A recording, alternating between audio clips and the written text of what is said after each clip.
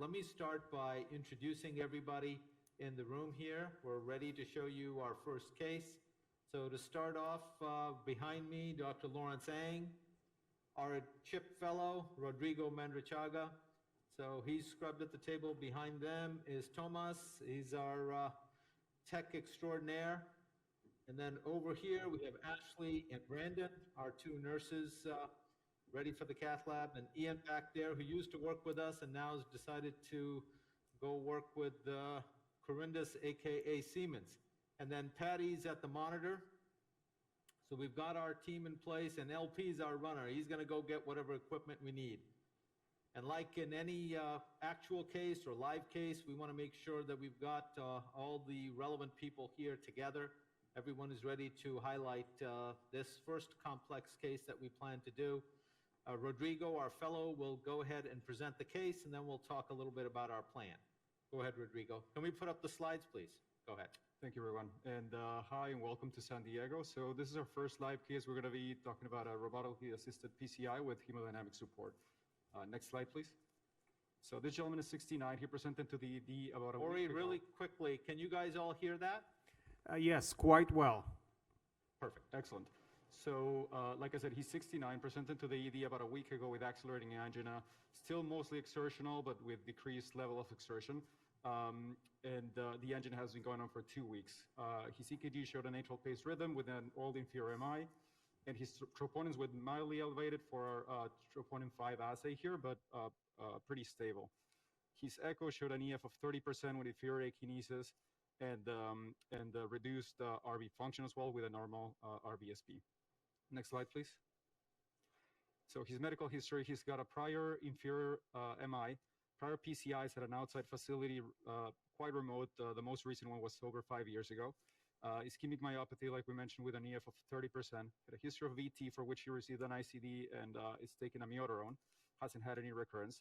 Paroxysmal AF, for which he takes apixaban.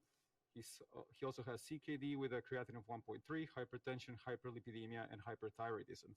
Now, this becomes very important for our case. He has a surgical history in 2018 of a laser lead extraction. This was the atrial lead, which was complicated with an SVC perforation, and for which he underwent the ECMO, a sternotomy, a patch repair, and an epicardial lead placement. He then had to go back into the OR within a week for a reopening of the sternotomy and a mediastinal exploration.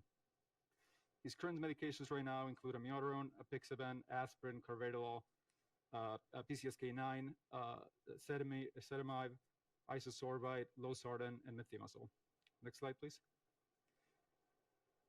So this is his angiogram. Our first picture is the LEO-caudal view, which you can tell he has approximately the severe lesion, which it's really close to approximately the stent. It almost goes into the stent, the ISR, the ISR. Now the proximal circumflex also has a severe ISR lesion that extends into the ongoing first OM, and also involves a bifurcation lesion into the ongoing circ. Next slide, please. This is our epicranial projection, just essentially showing the extent of the proximal LAD lesion, and then how the rest of the LAD is essentially with mild to moderate disease. Next slide, please. You can tell collaterals are going to the RCA, which is completely occluded from the proximal to the distal segment, right at the bifurcation, and it's all within stent. Next slide, please. So in summary, he's 69, presenting with accelerated angina, low EF, a high syntax score. We got a viability study which showed a non-viable inferior wall and a viable inferolateral wall. We discussed the case with cardiothoracic surgeons, and because of his prior sternotomies, he was deemed not a candidate for surgical revascularization, so which is why he's coming here today with us for a PCI. His bleeding risk factors include age, DOAC use, CKD, hypertension. So he was loaded with clopidogrel, and his apixaban has been on hold for 2 days now. Great. Thanks, Rodrigo. So as everybody can see, it is a patient that would fit into the PROTECT 4 criteria, EF of 30%. The viability for the inferior wall was an important parameter. There was no viability and not a surgical candidate. So what we did thus far, and let me see if we can come close here, is we placed a Impella CP from the right femoral artery, and we wanted to show you single access, but he's actually fairly tall, and we were unable to get a robot connected with single access. So we have the Impella CP from the right femoral artery, and this is the robotic platform connected table side. Dr. Ang will talk about that, and I'll go to the robotic platform control and show you how we're going to do this robotically. Go ahead, Lawrence. If you come in here closely, you can see that the guide catheter actually sits inside the robotic cartridge here. And then the rest of the guide shaft is totally encapsulated by the robotic arm. We've already loaded a short wire and a RX balloon into the robot as well. So Dr. Mahmoud has controls over all three elements, the guide catheter, the wire, and the balloon catheter. And he's ready to start PCI robotically here. Okay, so let's focus here. So few points. One, you can see I'm not wearing any lead. That certainly lowers a little bit of my orthopedic risk. This is the control, and I have control to advance and retract the balloon or stent delivery here. This controls my guide wire. This controls my guide catheter. So over here, I enable all. So now the control is not table side, but with me. And here's our, let's see.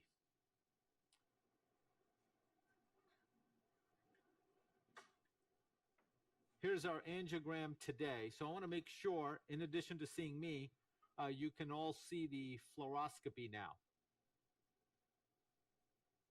Perfect. So you can see there's our distal left main. The left main itself is fine. We've got the 7 French guide catheter positioned from the left femoral artery. We have the Impella CP in place. We should mention the EDP was 18 to 20 this morning prior to placing the Impella. We are going to initially show you how to wire the LAD. I'll do that first, and then we're going to tackle the circumflex bifurcation. So now I'm going live on fluoroscopy, controlling the guide wire. The guide wire is at the tip of the guide catheter. Here it's coming out with me controlling it. One of the things that I have on the guide wire is I can do something called ROR, which is rotate on retract.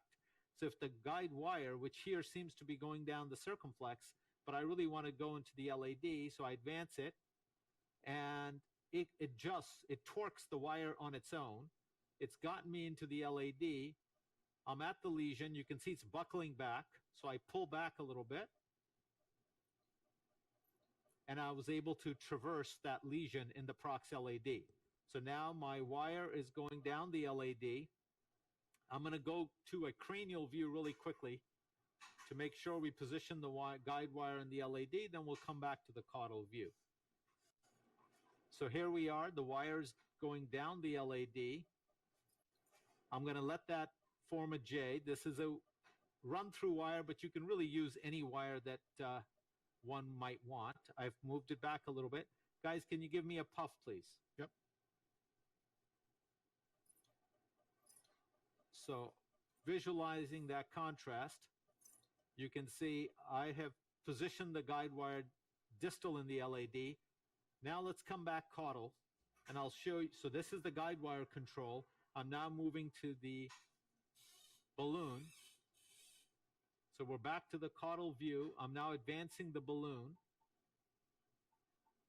and I'm going to see how well it crosses that prox LAD lesion. There's a little bit of what I can look at as not the easiest lesion to cross. You can see the guide gets pushed back a little bit. So now I'm going to advance the guide with my guide catheter control. Okay, give me a puff. Okay, the guide has come back, so I'm going to adjust that guide. There we go. So now I'm advancing the guide.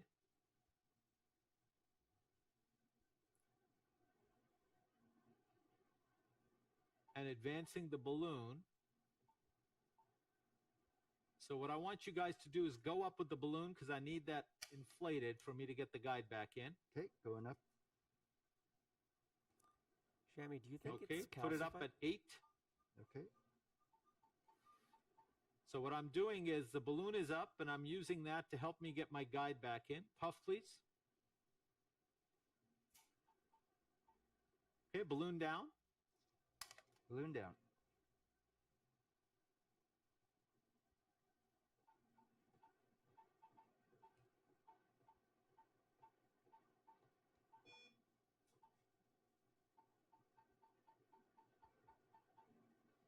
Okay, puff again. So our wire is down, and we are getting our guide a little more deep-seated. So that's me controlling the guide.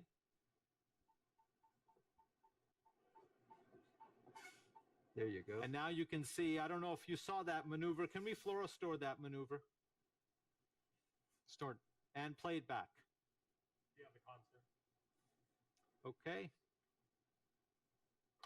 So I used the advanced the guide catheter with the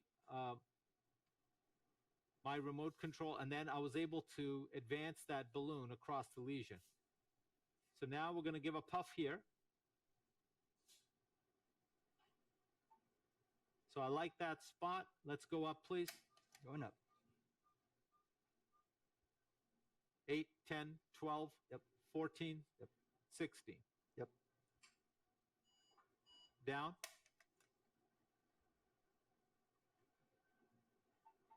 Puff again.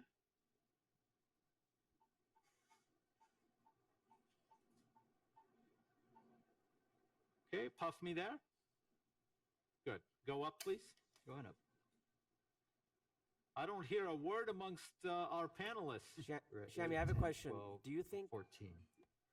it's a calcified lesion? Go ahead.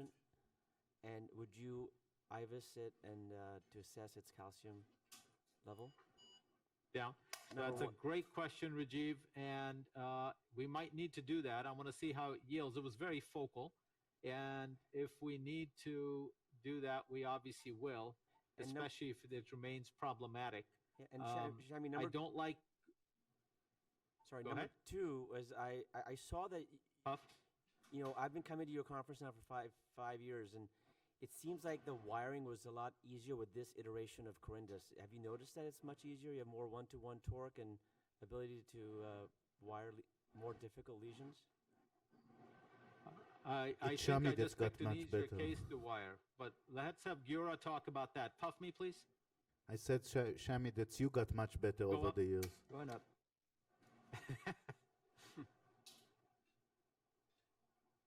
What 2, size 4, is 6, this 8, balloon? 10, 12. We're at 14. This is just a 2015 emerge. I want to do a non-compliant next, but I wanted to make sure I had good supportive position. And also I'm using a run-through wire. Down. Down.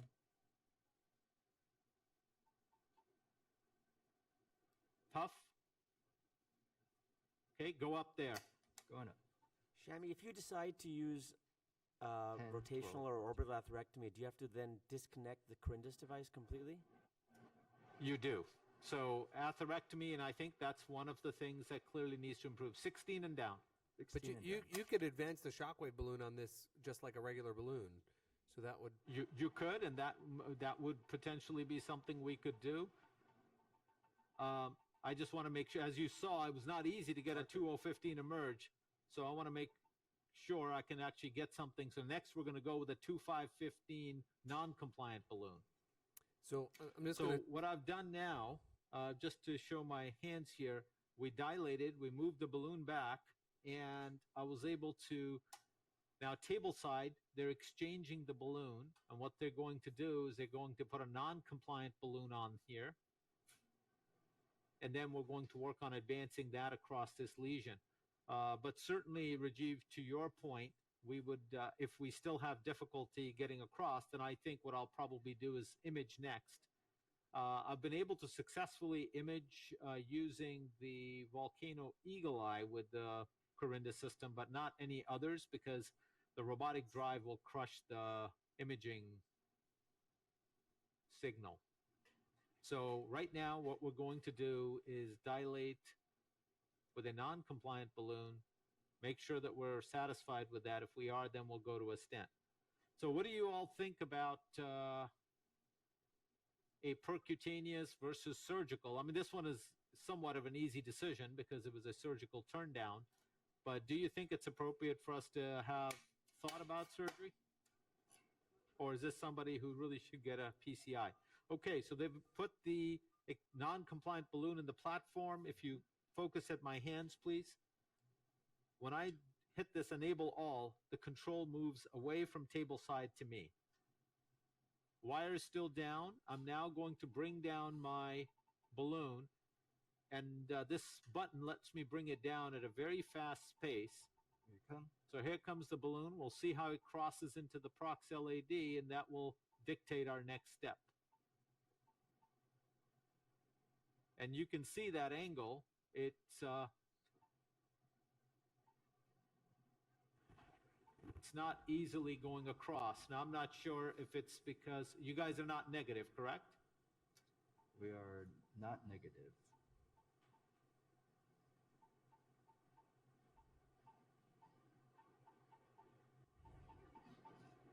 And we might even need a second wire to give us a little more support. I tried to convince these guys to give me a little more, but they all like the run-through. So I like the run through too, Shammy. you like the Yeah. run-through? Everybody seems to like It the does run-through. not. It's a terrible wire. With love all it. due respect, it does not. That's all Does due not give you any disrespect. support. It's a great wire. Don't listen to it.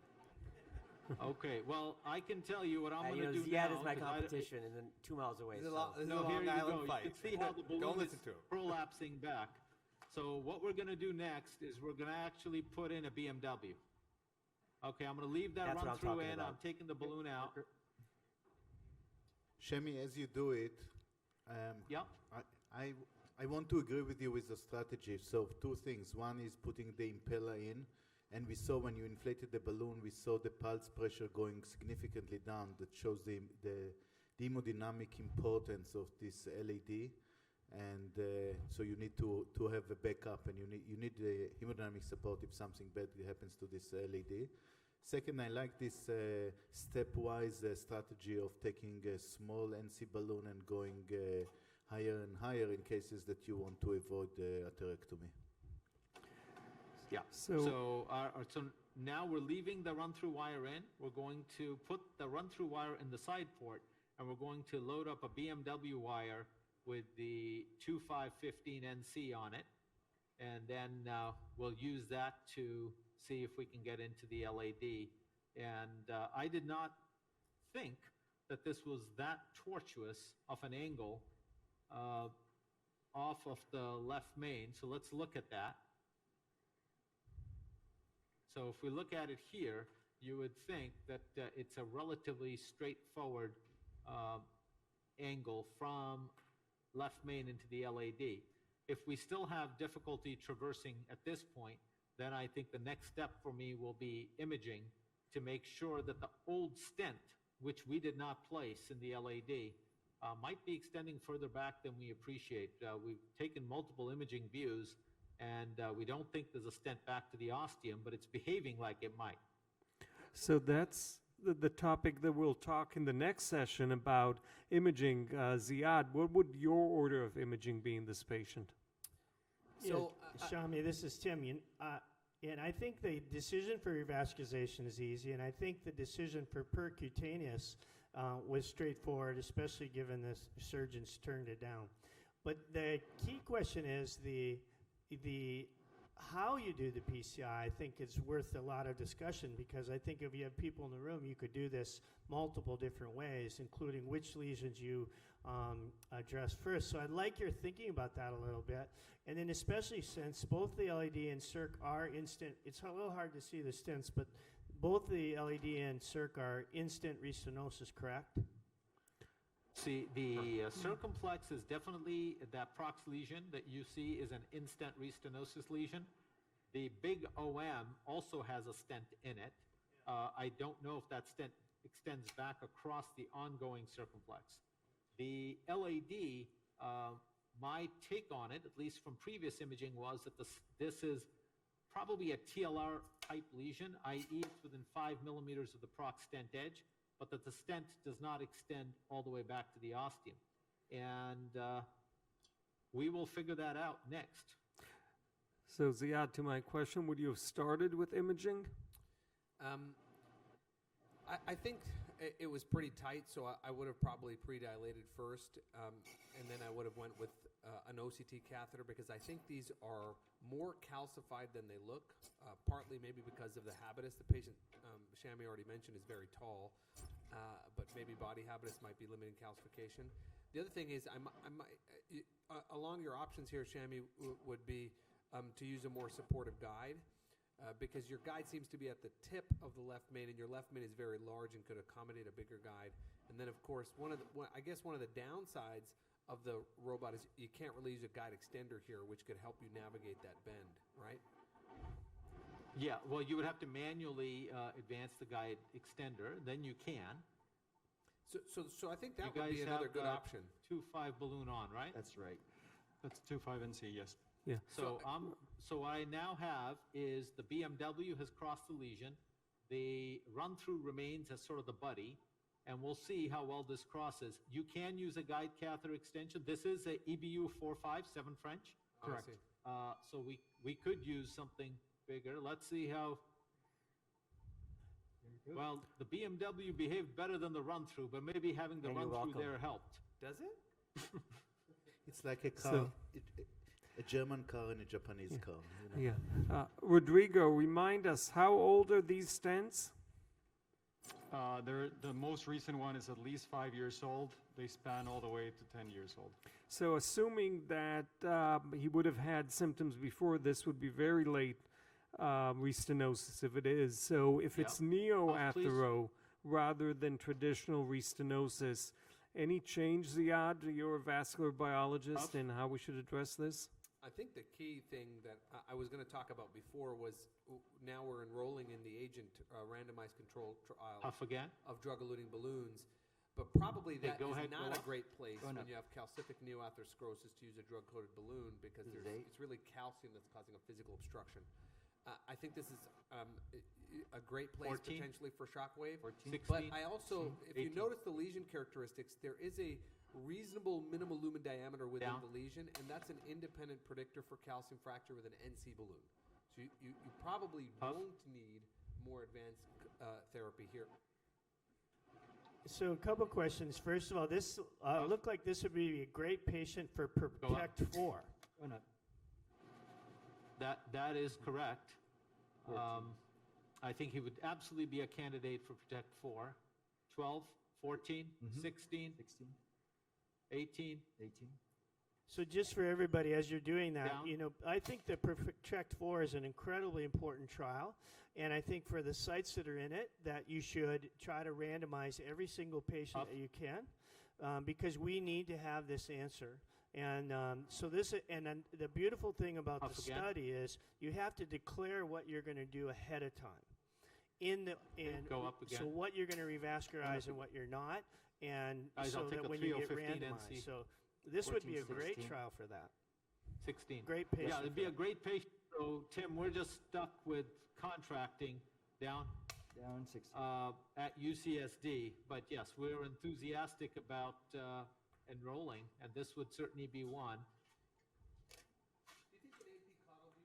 Do you think an You AP can caudal once view again might be see what the helpful? blood pressure response is. You want to show this exchange? Yeah, sure.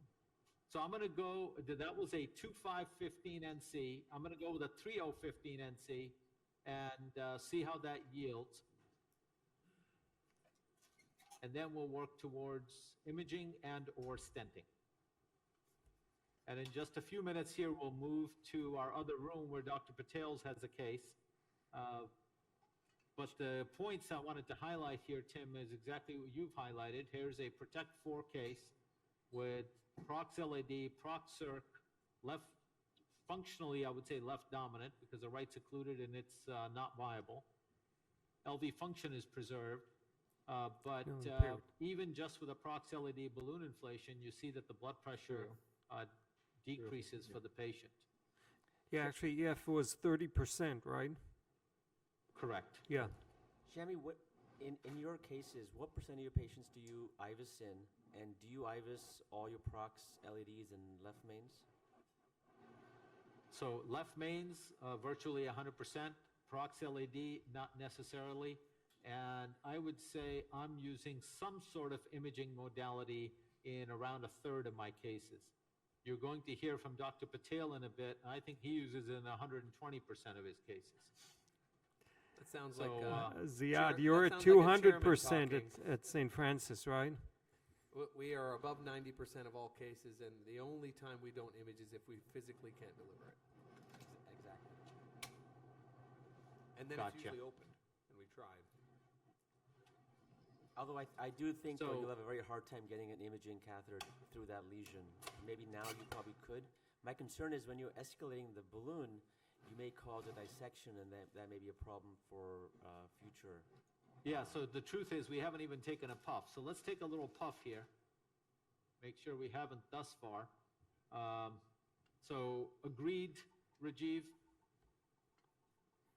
So, Shami, do you think that an AP caudal view might also be helpful, just so you can navigate this delivery? Or Yeah, I mean, this is a spider. We can do AP caudal when right now I'm looking at how well this non-compliant balloon goes, because my concern is if I can't get a non-compliant balloon, I'm not going to be able to get a stent in. And you see the same angulation that's occurring right at the takeoff. So I'm a little suspicious that what we have is we might have a stent that's prolapse, well, not prolapse, but all the way back into the ostium of the LAD, and that wasn't visibly, angiographically confirmed. So what I think we're going to do is, you see how that balloon is prolapsing? Yes. So I'm going to bring that balloon out, and what we're going to do is we're going to go ahead and with all you imaging experts there, we're going to disconnect the robot and we're going to image. And so we'll either we'll probably OCT first. Let's see what we're dealing with. And if need be, we'll IVUS as well. And we'll come back. So I'll send you to, with Dr. Patel in our other room, and they'll show you where they're at. And then I'll have you come back once I have some imaging, and then we'll come up with how to approach this Prox LAD. Terrific. Thanks, Matul, and the team there. Over to Dr. Mahmoud. Hey, guys. Well, let me show you what we did off camera. And it was right after we had done the 2.5 dilation, you can see that what we tried to do is then put an OCT catheter. It would not cross. So we exchanged the BMW wire for a wiggle wire, and we dilated with a 3.0 balloon, 3.015 NC balloon. That yielded, this is the image after the 3.015 NC balloon, and then we were able to get an OCT image, and that's here. And so we got an OCT image from the mid-LAD all the way back. Can So we can you see all the show us? OCT? We can't see the OCT image. There we go. You can see it. now, How we about can- now? Now we can. Yes. So we have one of the world's OCT imaging experts in the panel there, but I'm going to hack away with Dr. Ang, at least our interpretation. Can we run that image, please, the OCT image? So Ziad, you called it. Look at the distal malapposition, the distal edge. You said look at that. That's the distal edge of the stent. We figured out this is an 18 millimeter stent. Play.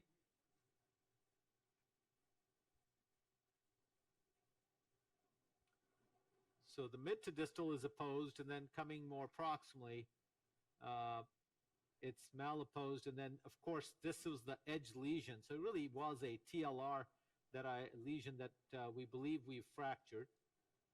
And as we come further back into the right about there, what we felt was relatively a normal segment, and we looked at it from there all the way just beyond the previously placed stent. We figured out about a 26 millimeter lesion length. So as you all look at this and tell us if we're on the right track, so now we have a wiggle wire down.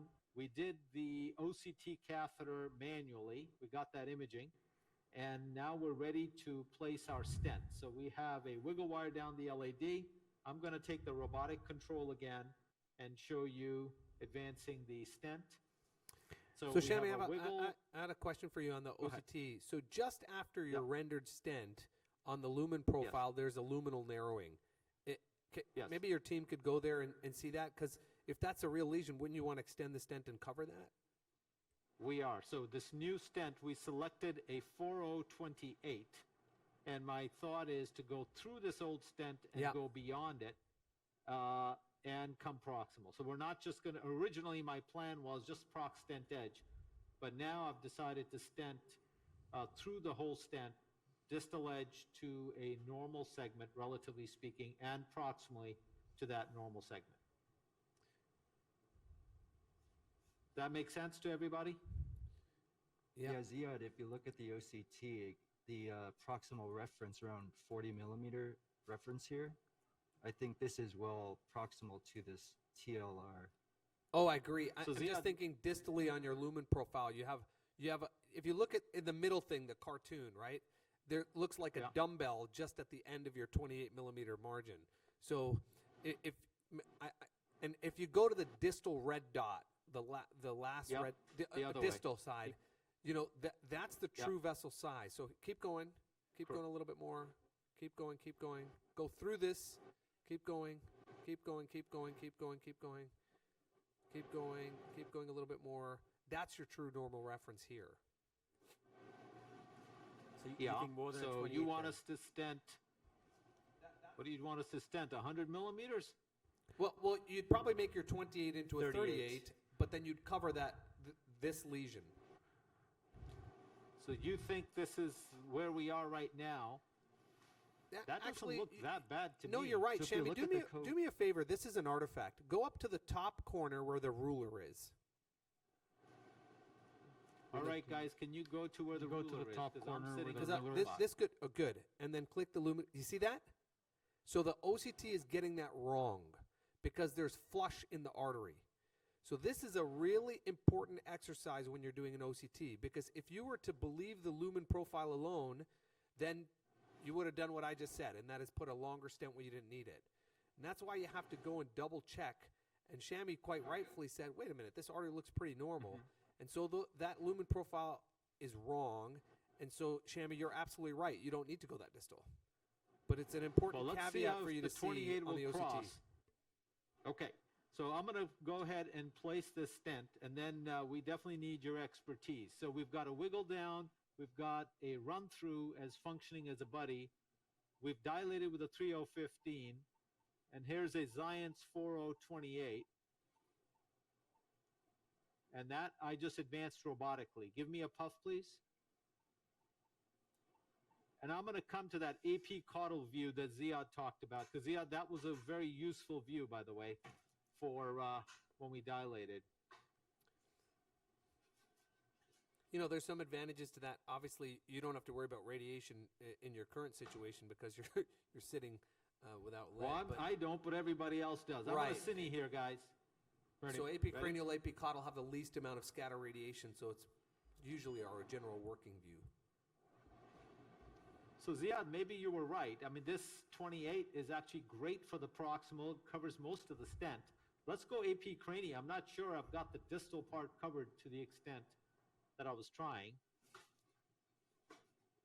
I'm very happy with it proximally. Obviously, that lesion is dilated with a 3.0. We were able to robotically advance the stent where we wanted it. Here's our cranie view, and we're going to do another cine, and then let's all decide what we should do next. Ready. I think it's okay. So Yeah. So It's a Shami, good you have cover. two I mean, wires there's- in. What about jailing the wire with the robot? Can you get it out after, or do you have to do it manually? yeah, what we're going to do is we're going to take it out now. So what happens is you've got one wire, which is our wiggle wire. That's the robotic wire. The parallel wire, or the second wire, we're going to go ahead and take that out. This is the time to take it out because I don't want to lose this stent position. And there is something beyond this, but I'm not concerned about stenting. That lesion just beyond the septal where the small diag comes off does not seem significant to me. Do- What does everybody else On think? the original angiogram, there wasn't the lesion right beyond that septal? Would you be missing it? Well, let's show you. I think the OCT really showed you that segment of artery is normal. So, Or at least that the luminaries are very big. So, Right. yes. I think you could. I don't think there's a lot of cost either way. If you extend this and make a big stent, your target vessel failure rate's not going to go up. But I don't think it really probably makes a big. What about the vulnerable plaque, Ori? Do you think that there's a high degree of lipid in that segment just distal to the stent? Is that a risk for you? Well, prospect two. We didn't do NIRS here, so we don't really know. I think that if I remember, I don't remember what lipid lowering this guy is on, and what his LDL is. PCSK9. Yeah. So so he's probably going to do well with just medical therapy for that. There's actually So I think we're going to go ahead, do the 4028 that we have in position. If we need to extend it distally, we'll do that. I'm not anticipating that. Yep. And that irregularity where Ziad talked about maybe extending the stent is still there, and we certainly could take this out and put a 38, but I think I'm going to accept this. I'm gonna pull this run through wire. Go ahead, pull the run through. And you The could wiggle probably is, advance. So there's a Precarious, pretty cool so I'm gonna- paper today at ESC called Huygens study where they did OCT of comparing PCSK9 to statins with a huge reduction in the plaque arc and amount of TICFA using a PCSK9 inhibitor. Okay, tough, please. I think the question there would be, have they controlled for LDL level? So it's probably not the PCSK9, it's the LDL level achieved, which shows Off that again. lower is better. So this is me controlling the wiggle wire with the robot. I thought it was a little too close to the stent, so I'm just going to take it down a little bit.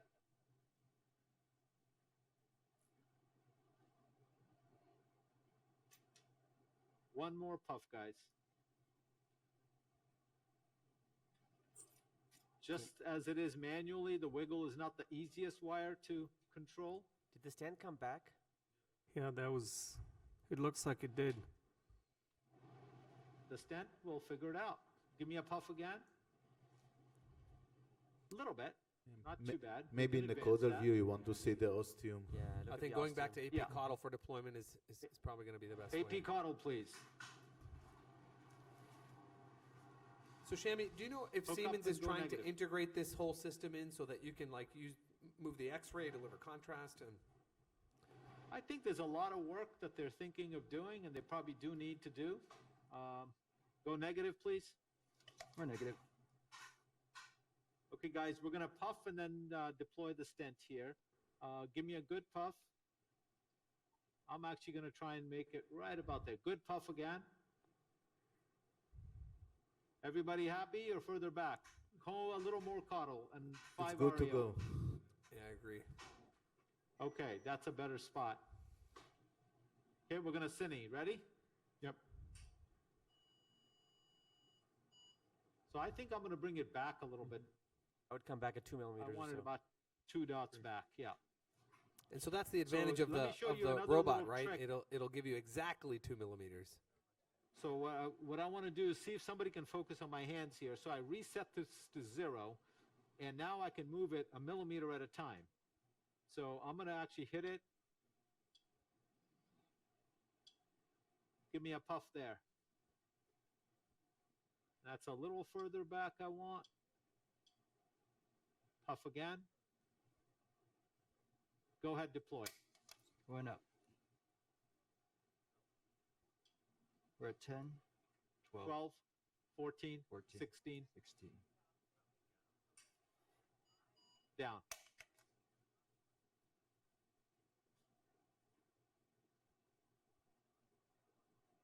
And give me a puff. All right. So what we're going to do is, because I do think, and look at that pressure, it's we're waiting for that pulsatility to come back.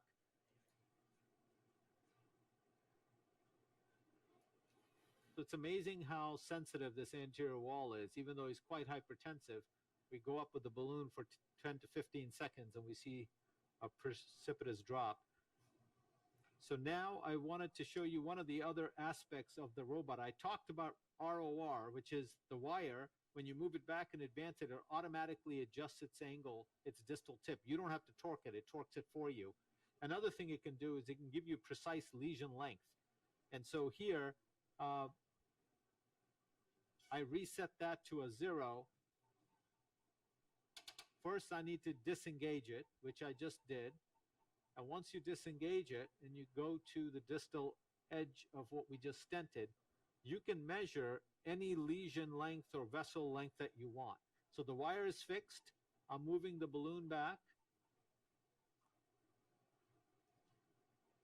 And now it's measuring distal edge all the way to the ostium of 40 millimeters. So that includes the left main and our stent that we just placed. Marker. So we're going to take that out. We're going to post-dilate the stent with a 4-5-15 NC emerge.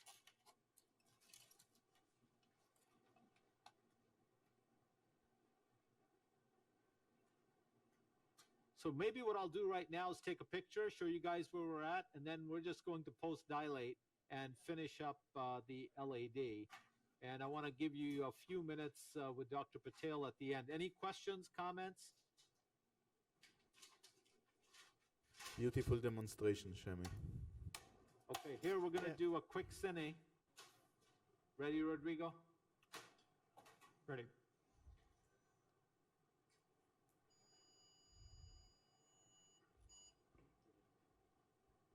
You know, Shami, in terms of that little mild narrowing between the diagonal and the septal, I mean, think about this. If you saw this artery like that, you would never even think of treating that, right? And I think you have to be careful about extending your stent down to things like that. I think you picked the right size. I think it looks great. So Tim, let me ask you a question about that. I was just going to, we can ask the whole panel. So, and I've never figured this out, and Ori, maybe you could help. So all the know that if you increase your stent length, that your target vessel failure rate goes up. But doesn't that mean you just had a longer lesion? And so obviously you had a longer lesion. Isn't that really the risk factor for target vessel failure? Right? You wouldn't put a longer stent for fun. You put a longer stent because you have a longer lesion. And so it's really the longer lesion driving the target vessel failure and not the longer stent. I'm just thinking your thoughts, right? Totally agree. And that's always the problem, that how do we control for these variables, which are just confounders. All right, guys, so I'm going to enable and take the robotic control again. We've got a 4-5-15 balloon loaded up. By the way, Shami, your OM bifurcation is nasty, man. That's a really hard lesion. That's a hard lesion. The prox circ there is an ISR lesion that I was planning on using laser. That was the original plan. Let's go to fluoroflavor 3, please. Don't inject dye. I just want to see where we're at. So, Shami, you're planning on staging this with the CKD? I think we have to, Ori. That was not my original plan, but we are at about 250 cc's of contrast. Yeah, please. And this LAD turned out to be clearly much more complicated. The stent that was there before is grossly undersized and was underexpanded. And so as we all shared, what was supposed to be relatively quick took a lot more work, a lot more imaging. I'm very happy with the result. I'm going to just post-dilate here, and then let's talk about whether we should stage. Go up, please. And if you stage, are you going to do it without impella support? 10, 12. I mean, I think that's probably what I would do if, first of all, I think it's a great point, Ori, to bring up that now you're at 250 cc's of contrast. The patient has pre-existing CKD. That's an independent predictor for acute kidney injury, which has a very high morbidity mortality. And so now you've opened up the LAD. You're no longer a Protect 4 patient, and maybe you can use the Impella as bailout. What would you guys do? I would not use an Impella device. I agree with you. 100%. Go up again. And in fact, in the Protect 4 protocol, exactly what we're talking about and what we're doing here. Go to 16, please. 16. And down. is allowed because of things like this. So whether we were in the Protect 4 protocol or not, I would not redo Impella. I think that the anterior wall is now revascularized, makes my circumflex intervention safer, and I don't think I need hemodynamic assistance for the circumflex. Shami, in general, the Corindus device does not require you to use more dye. It just happened to be in this case, right, because you're doing a live case. In general, the dye usage with or without Corindus is not any different. There is no difference in contrast use, and in fact, and I've got those data, and I think Yura knows about it too, there's a trend towards using lower contrast. But this particular case, I think, had nothing to do with the Corindus of using dye. We just had other things to pay attention to. One point about using the dye with the OCT. So OCT, many people think it's just injecting more contrast and it's an issue. But actually, you can save many of the angiogram that you are taking. You can, like, now you did a post dilatation, you can just do an OCT and finalize the case by that. Ziad, how about OCT without contrast? That's what somebody better start developing it. Well, we validated and proved it that in the right coronary artery, OCT with saline gives you equivalent pictures, almost, maybe 97.5% image clearance of the right coronary artery. In the left coronary artery, it's still hard. And the reason is because the perfusion pressure in the right side is so low that when you during systole, it doesn't really push blood backwards. In the left side, during systole, blood actually gets pushed retrograde from all the small branches and creates essentially artifact or swirl.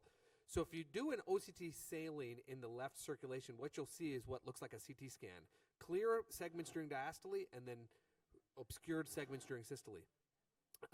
So if you want to get around that, Shami, and in certain complex cases where you could do that easily, is if you put a guide extender and exclude the other major vessel, so like if you put a guide liner into the proximal LED in this situation, you can use saline. Gotcha. Any thought about using we're going to do some imaging to make sure the stent is well expanded in the pose, prox, mid, and distal.